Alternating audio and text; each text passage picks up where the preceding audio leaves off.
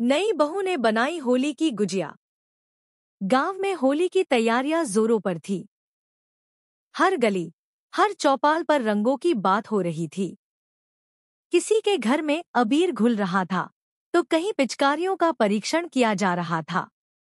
इस बार होली इसलिए खास थी क्योंकि ठाकुर राम प्रताप सिंह के घर नई बहू आई थी। गांव की परंपरा थी कि नई बहू के हाथ की बनी पहली होली की गुजिया का स्वाद पूरे परिवार और आस पड़ोस को चखना होता था। कुछ ही महीने पहले शहर की पढ़ी लिखी मीरा की शादी ठाकुर राम प्रताप सिंह के बड़े बेटे वीरेंद्र से हुई थी। मीरा की परवरिश शहर में हुई थी, जहां होली केवल दोस्तों के साथ रंग खेलने तक सीमित थी। लेकिन गांव में यह त्योहार अलग ही धूमधाम से मनाया जाता था। शादी के बाद यह उसकी पहली होली थी और उसे परिवार की परंपराओं का पालन करना था। मीरा के लिए सबसे बड़ी चुनौती थी गुजिया बनाना। उसने कभी यह मिठाई अपने हाथों से नहीं बनाई थी। लेकिन अब सास ने कहा कि यह परिवार की परंपरा है, तो उसने हिम्मत नहीं हारी। मीरा ने रसोई में कदम रखा तो वहां पहले से ही हलचल थी। सासू माँ, देवरानी, गांव की अन्य महिलाएं और काम करने वाली बाई सभी तैयारियों में जुटी थी। सास ने मीरा को पास बुलाया और कहा, बिटिया, गुजिया बनाना आसान नहीं है, पर अगर मन से करो तो सबसे स्वादिष्ट बनती है। मीरा ने सिर हिलाया और ध्यान से विधि देखने लगी।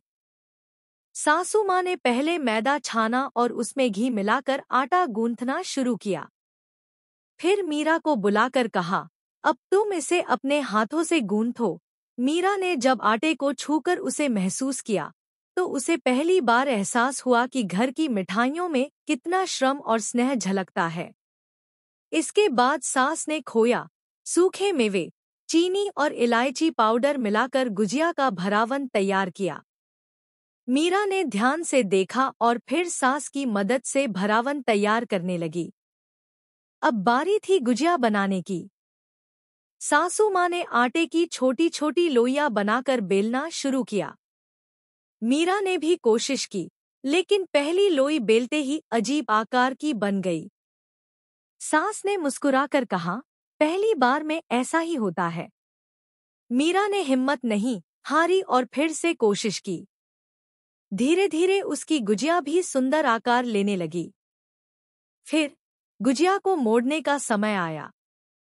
सास ने बताया कि किनारों को ठीक से बंद करना बहुत जरूरी है, नहीं तो तलते समय गुजिया फट सकती है।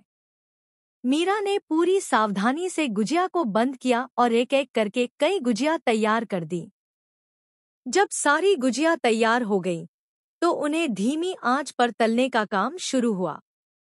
घी की कढ़ाई में जब पहली गुजिया तली गई, तो उसकी खुशबू पूरे घर में फैल गई।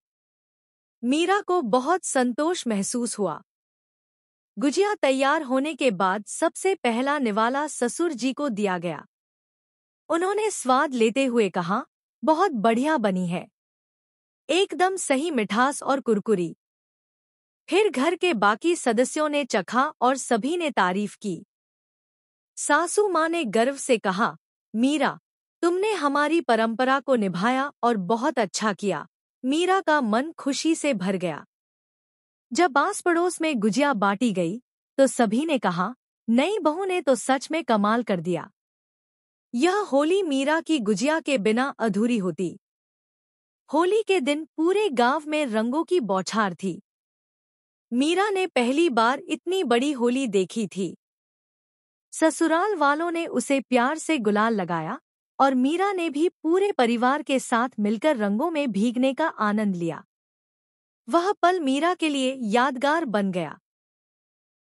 गुजिया बनाकर उसने न केवल परंपरा को निभाया, बल्कि अपने परिवार के दिल में भी खास जगह बना ली। मीरा की पहली होली केवल रंगों तक सीमित नहीं थी, बल्कि यह उसकी मेहनत, लगन और परिवार के साथ जुड़े रहने का प्रतीक बन गई।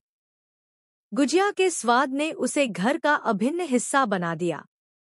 इस प्रकार नई बहू ने न केवल होली मनाई, बल्कि अपने हाथों से बनाए हुए स्वादिष्ट पकवान से सबका दिल भी जीत लिया।